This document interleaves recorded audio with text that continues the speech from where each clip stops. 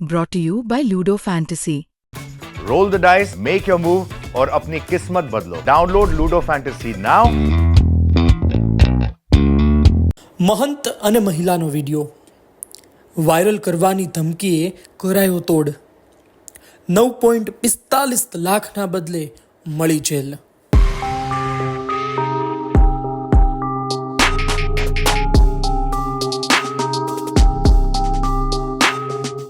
સુરેન્દ્રનગરમાં મહંતની સેવા ચાકરી કરતી મહિલા સાથે મોટો તોડ કરવામાં આવ્યો। શહેરના એક વિસ્તારમાં એક મહિલા પોતાની માતા સાથે રહે છે। તેમના ઘરે એક સાધુ મહાત્મા આવતા જતા। મહિલા ઘણા સમયથી સાધુ મહારાજની સેવા ચાકરી કરતી। સાધુ અને મહિલા પાસે વધારે રૂપિયા હોવાની વાત સાથે બ્લેકમેલિંગનો તખતો કઢાયો। સાધુ મહાત્મા મહિલાના ઘરે હતા ત્યારે આરોપીઓ ઘરમાં ઘૂસી ગયા અને સાધુ અને મહિલાનો વિડીયો ઉતારી લીધો હતો।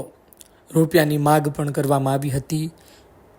જોતા 9.45 લાખ પડાવી લીધા હતા, જે બાદ ફરાર થતા પોલીસ તેમના સુધી પહોંચી હતી। સુરેન્દ્રનગર જિલ્લા પોલીસ વડા ડૉક્ટર ગિરીશ પંડ્યા સાહેબની માર્ગદર્શન હેઠળ સુરેન્દ્રનગર જિલ્લામાં શરીર સંબંધી ગુના ન બને અને અન્ય ગુનાહિત પ્રવૃત્તિઓ ઉપર લગામ લાગે તે માટે સૂચના આપવામાં આવેલ હતી। આ અંતર્ગત Surendranagar city B division police station વિસ્તારમાં જે એક ફરિયાદી બહેન રહે છે, તેઓ અપરિણિત છે, લગ્ન નથી કરેલા અને તેમના પિતા ગુજરી ગયેલા છે અને માતા વયોવૃદ્ધ છે। તેઓ છેલ્લા 40 જેટલા વર્ષથી એક મહંતની સેવા ચાકરી કરતા હતા। આથી આ જે મહંત જે છે તે તેમના ઘરે અવારનવાર આવતા રહેતા હતા।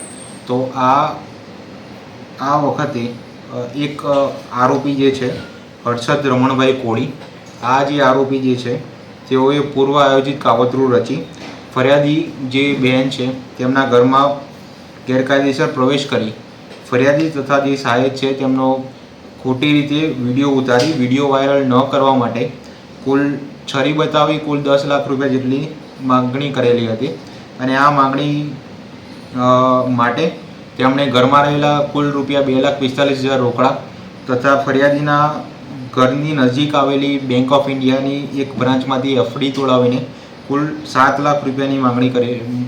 કુલ 7 લાખ રૂપિયા એમ ટોટલ કુલ 9 લાખ રૂપિયા 9,45,000 રૂપિયા બળજબરીથી કઢાવી લીધેલ હતા। આથી આ કામના જે આરોપીઓ છે કુલ 5 જેટલા આરોપીઓ વિરુદ્ધ સિટી બી ડિવિઝન પોલીસ સ્ટેશનમાં ગુનો દાખલ કરવામાં આવેલ છે। આ જે આરોપીઓ જે છે આરોપીના નામ આ અનુસાર છે।